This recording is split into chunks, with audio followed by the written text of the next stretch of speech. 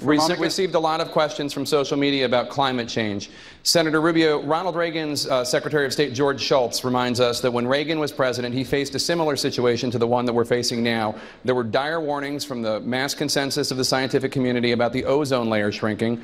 Shultz says Ronald Reagan urged skeptics in industry to come up with a plan. He said, do it as an insurance policy in case the scientists are right. The scientists were right. Reagan and his approach worked. Secretary Shultz asks, why not take out an insurance policy and approach climate change the Reagan way? Because we're not going to destroy our economy the way the left-wing government that we are under now wants to do. I'm citing George Shultz. Well, I don't. He may have lined up with their positions on this issue, but here's the bottom line. Every proposal they put forward are going to be proposals that will make it harder to do business in America, that will make it harder to create jobs in America. Single parents are already struggling across this country to provide for their families.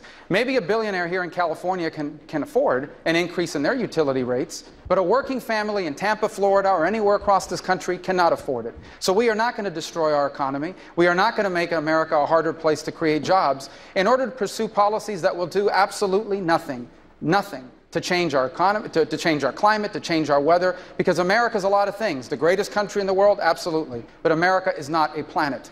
And we are not even the largest carbon producer anymore. China is. And they're drilling a hole and digging anywhere in the world that they can get a hold of. So the bottom line is, I am not in favor of any policies that make America a harder place for people to live or to work or to raise their families. Governor Christie, you have said that climate change is real and that humans help contribute to it. Without getting into the issue of China versus the United States, which I understand you've talked about before, what do you make of skeptics of climate change, such as Senator Rubio? I don't think Senator Rubio is a skeptic of climate change. I think what Senator Rubio said I agree with. That, in fact, we don't need this massive government intervention to deal with the problem. Look at what we've done in New Jersey. We've already reached our clean air goals for 2020, and when I was governor, I pulled out of the regional cap and trade deal, the only state in the Northeast that did that. And we still reached our goals. Why? Because 53% of our electricity comes from nuclear. We use natural gas. We use solar power. We're the third highest using solar power state. You know why? Because we made all of those things economically feasible. I agree with Marco. We shouldn't be destroying our economy in order to chase some wild left-wing idea that somehow us by ourselves is going to fix the climate. We can contribute to that and be economically sound. We've proven that we could do that in New Jersey. Nuclear needs to be back on the table in a significant way in this country if we want to go after this problem. Just for the record, I was citing Secretary of State George Shultz, Ronald Reagan Secretary of State, who I don't think anybody would call him left-wing. No, listen, everybody makes a mistake every once in a while, Jake, even George Shultz. And if that's truly a representation of what he believes we should be doing, then with all due respect to the former Secretary of State, I disagree with him. Jake, you mentioned me and called me a denier. Let me say, climate change... I called you a skeptic. Okay, a skeptic. You know, you can measure the climate. You can measure it. That's not the issue we're discussing. Here's what I'm skeptical of. I'm skeptical of the decisions that the left wants us to make.